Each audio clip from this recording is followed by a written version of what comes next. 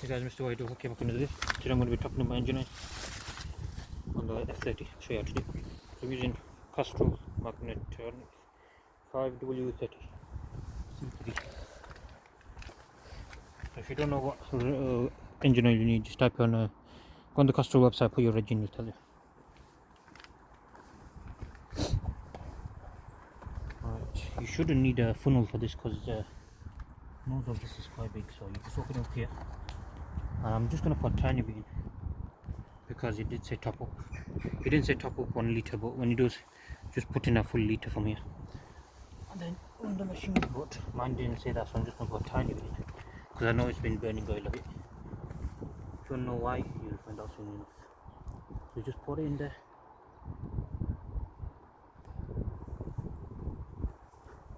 A tiny bit more in.